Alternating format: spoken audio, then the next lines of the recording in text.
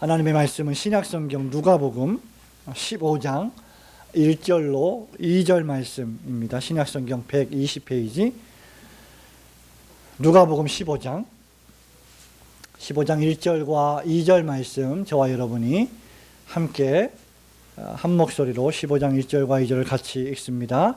시작. 모든 세리와 죄인들이 말씀을 들으러 가까이 나아오니 바리새인과 서기관들이 원망하여 가로되 이 사람이 죄인을 영접하고 음식을 같이 먹는다 하더라. 아멘. 오늘 저녁에는 죄인을 영접하신 예수님 생각, 아마 올해 우리가 지금 생각해보고 있는 예수님에 대한 생각, 마지막 시간이 될 것 같은데요. 오늘 죄인을 영접하신 예수님에 대한 생각을 잠시 누가복음 본문 말씀을 통하여 묵상하고 이 말씀 붙들고 또 기도하기를 소원합니다. 예수님의 사역의 그 핵심은 많이 있겠지만 그 가운데서 가장 큰 핵심은 두말할 필요 없이 죄인을 구원하시는 것이었습니다. 죄인을 구원하시는 예수님의 사역보다 더 중요한 사역은 존재하지 않습니다. 그래서 교회도 역시 예수님의 그러한 사역을 본받아서 교회 역시 죄인을 구원하는 전도와 선교 사역을 가장 중요한 사역 가운데 하나로 두는 것입니다. 그런데 율법과 말씀을 중시하던 사회의 지도층이라 할 수 있었던 바리새인들 그리고 서기관들이 예수님을 향해서 비난을 했습니다. 왜 비난했냐면 바로 예수님이 그러한 죄인을 영접하고 그러한 죄인을 받아들이고 구원하고 그들과 함께 심지어 음식까지 나누어 먹었다는 사실 때문에 그렇습니다. 예수님의 가장 중대한 사역이 죄인을 구원하시는 일이었는데 오히려 율법과 말씀을 중시하고 중요시했던 사람들은 도리어 그러한 예수님의 사역을 비난하고 있었던 것입니다. 그런데 예수님이 죄인과 함께 음식을 먹고 죄인을 영접하지 않으셨다면 저와 여러분과 같은 죄인들에게는 아무런 소망이 없었을 것입니다. 예수님께서 사람의 몸을 입고 이 세상에 오신 목적 가운데 바로 저와 여러분 같은 죄인을 구원하시는 그 목적을 제거한다면 예수님의 성육신, 예수님의 33년 동안의 삶, 고난, 그리고 십자가에서 죽으심은 모두 헛된 일이 되었을 것입니다. 우리가 첫 번째 생각해 볼 것은 복된 소식이란 무엇이냐, 복음이란 무엇이냐, 그것은 바로 주님께서 죄인을 영접하신다는 사실입니다. 2절 말씀을 같이 읽어보겠습니다. 시작. 바리새인과 서기관들이 원망하여 가로되 이 사람이 죄인을 영접하고 음식을 같이 먹는다 하도다. 예수님은 죄인을 받아들였습니다. 영접이라는 말은 인정하고 받아들였다. 뿐만 아니라 그들과 함께 음식을 나누어 먹었다. 식사를 같이 했다는 그러한 말씀을 본문이 기록을 하고 있습니다. 주님은 스스로 자신의 인생길을 망친 죄인들을 받아주십니다. 그리고 거두어 들이십니다. 주님은 화려하고 아름답고 거룩하고 매력적인 것 같이 보이지만 그 속에는 회칠한 무덤이 가득한 사악하기 그지없고 탐욕적이기 그지없는 스스로는 전혀 자신을 구원할 수 없는 저와 여러분 같은 죄인들을 영접하십니다. 받아들이십니다.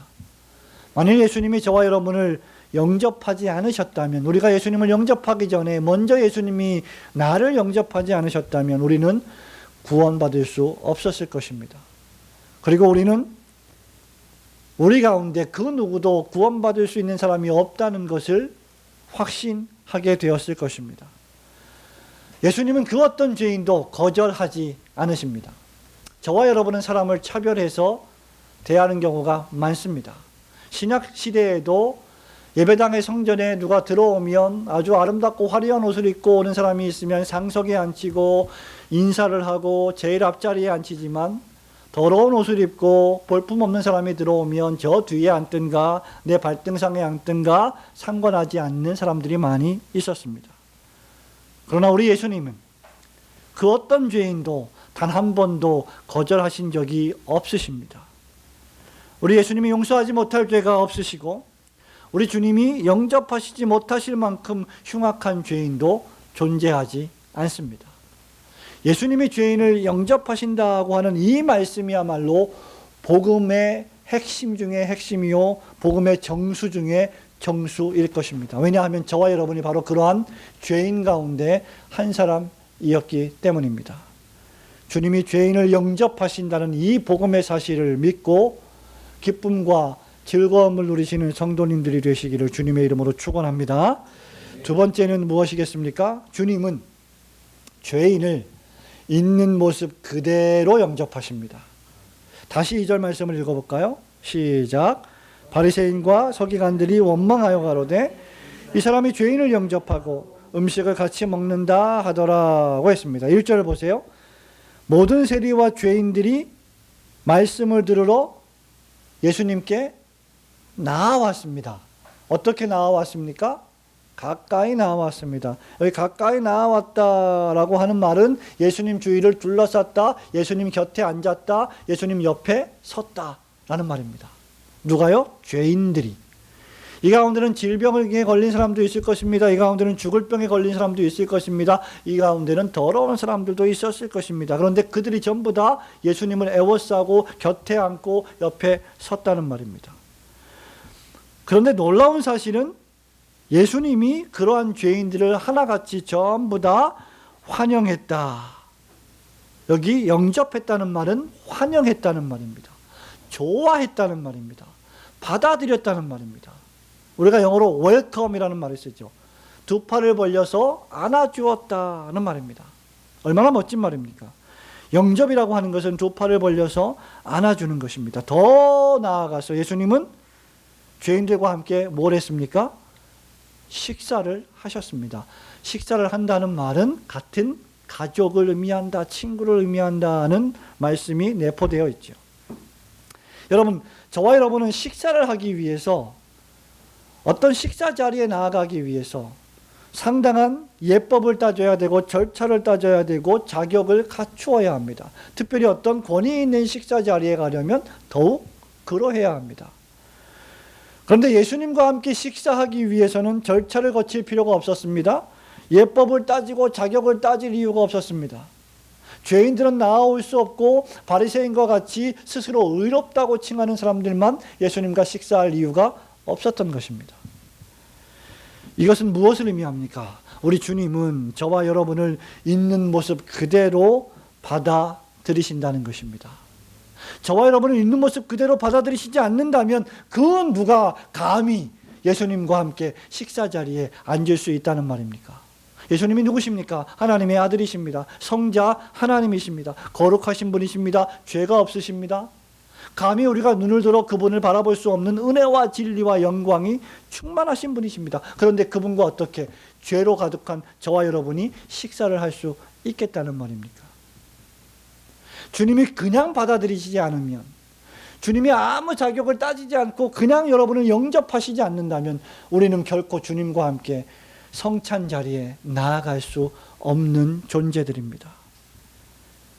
주님은 우리의 가치나 자격을 묻지 않으시고 사랑하셨습니다. 사랑이 위대한 것은 바로 이것 때문입니다. 아무런 자격이나 아무런 조건을 묻고 따지지 않고 사랑하시는 것입니다. 사랑했기 때문에 사랑하시는 것이고, 사랑했기 때문에 십자가에서 피를 흘려주신 것입니다. 에베소서 2장 8절에서 사도 바울이 무엇이라고 말합니까? 너희가 그 은혜를 인하여 믿음으로 말미암아 구원을 얻었나니 이것이 너에게서 난 것이 아니요 하나님의 선물이라.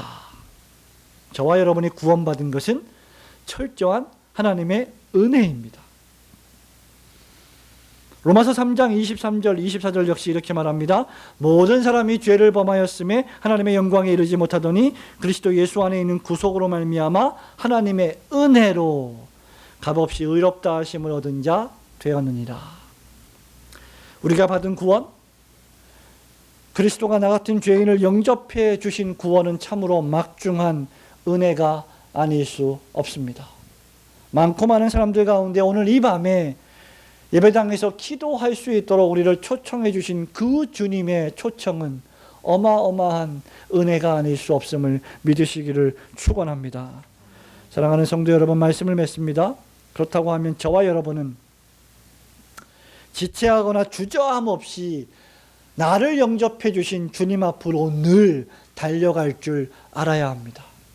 아무 조건 없이 있는 모습 그대로 나를 영접해 주시고 구원해 주셨다면 우리가 얼마나 더욱 자주자주 주님의 존전 앞에, 주님의 보좌 앞에, 은혜의 보좌 앞에 담대히 나아가야 하겠습니까? 예배의 자리, 기도의 자리, 찬양의 자리로 나아가야 합니다.